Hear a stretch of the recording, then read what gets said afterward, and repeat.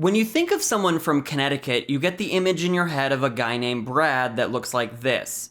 But he's mostly contained to one small part of Connecticut. Here's an explanation. Geographically, Connecticut is a rectangle with a rectangle penis, and all the money flows to the tip. So when you think of Brad, you're thinking of Connecticut's penis. But I don't think a whole state should be defined by the things it does when it's horny. We need a new identity. But what can you do when your home state has an erection that's lasted for almost 400 years? How can we rub this one out and wipe off our desire to fuck America? Is there a way to finally come together? I think there is. I think all we need is a central figure to rally behind, an icon who can speak up and inspire the whole state, an idol for us to worship. I think Connecticut needs a Bruce Springsteen.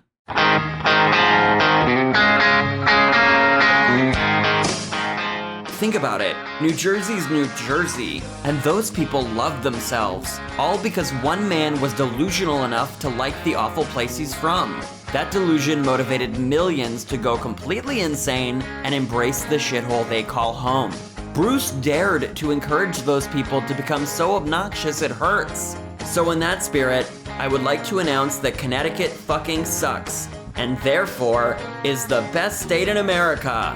Our abandoned mills are older and closer to the highway than any mill in New Jersey. Our beaches aren't just trashy, they're full of trash because the water just sits there. Long Island Sound, baby. This water is as stagnant as our economy. You want to earn $1? Get ready to get your hands dirty and work in insurance. There's no one dateable in this entire state, so the only clam you're getting is on the pizza. Now I'll admit, it takes some balls for Jersey to call itself the Garden State when it all looks like this, but it takes real nutmegs to nickname yourself the Nutmeg State, especially when you don't grow nutmegs here, and the only thing you ever did with them was counterfeit them in the 1700s. And now people just get to drive by and call you a nutmegger, which is insane considering the perfect term for someone from Connecticut is clearly Connecticutan. And don't get me started on how our license plates say Constitution State. It only takes one US history class to know that's a stretch. Bitch, we're loco enough to forget what state Philadelphia's in. We're so sick in the head,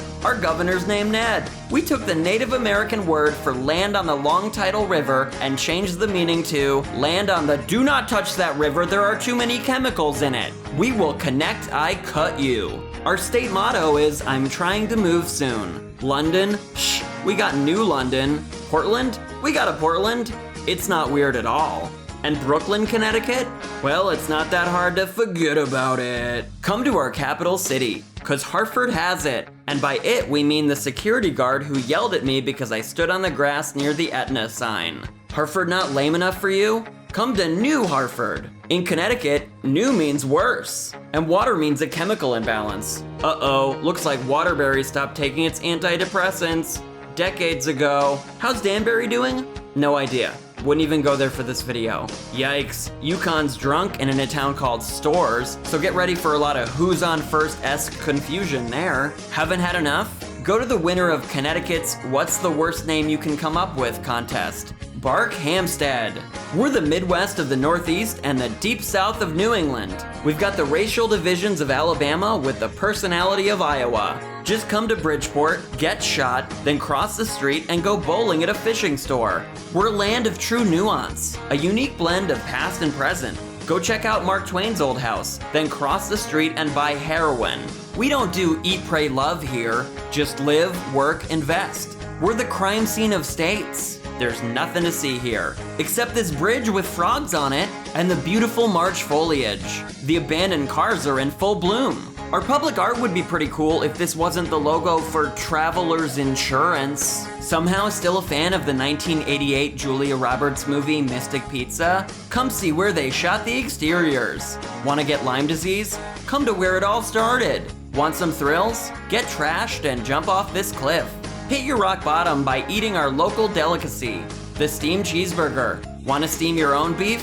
Buy some at a supermarket that has animatronics. And then go do the only good thing in the entire state. Attend a taping of Maury.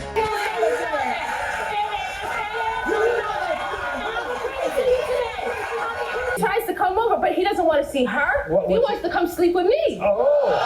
That's what I said, he can't come over. The population of Connecticut fluctuates wildly, considering at any given point up to 50% of the people in the state are just driving through without even stopping. I'll let you in on a secret. Our cities aren't big enough to actually have traffic. That's just us trying to trap you. We purposely designed our roads in the hopes you would just give up driving and buy a house. We used to be much better at it, considering we once trapped a whole NHL team. They played in this arena, and in 1978, the real Bruce Springsteen was gonna play here. But then, the roof collapsed. We tried to trap Bruce! But that's not how you get a Bruce, Connecticut. You gotta grow it yourself. Put a little toxic water in it, let it simmer in resentment for around 18 years, then it's gonna leave. Don't worry, just trust that you broke it fundamentally. It's gonna come back. That time away is gonna really bring out the complexity of its feelings towards you. Keep in mind, this is a Bruce and not a Bon Jovi. It's not gonna be light and airy, gonna be a little bitter. That's what you want. When it seems defeated enough, to test if it's ready, you can ask it, do you like it here? And when it responds with, it's okay, that's when you know it's the voice of Connecticut. Sometimes the Bruce Springsteen you want isn't the one you get. Sometimes your Bruce Springsteen is me. I wish I was better too. But the fact that I'm disappointing is what makes me the perfect Connecticut mascot. We're the void between Boston and New York. And who better embodies that spirit than some guy you've never heard of? I represent all of the people who have ever said, I don't want to be here, I'm unhappy, and I'm trying to move soon. Which is all of the people. Look, I don't even really like this place, but I love it anyway. 'Cause I'm from here. I'm a Connecticutan through and through, and this rectangle will always be home to me. It might be a dump, but it's my dump. And if anyone gets to take a dump on it, it's me. 'Cause I'm the boss now, and I'm as Connecticut as it fucking gets, baby.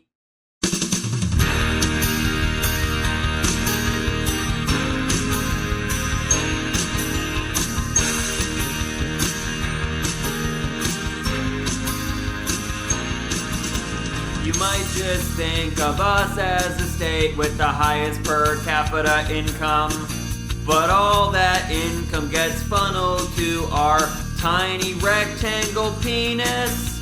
The rest of the state is like any other place, 'cause all places are the same now because of rampant capitalism. Okay. Maybe we need to start liking this state. It's not that bad. We're not all named Brad, and we can't change where we're from. So let's just accept that we're from Connecticut.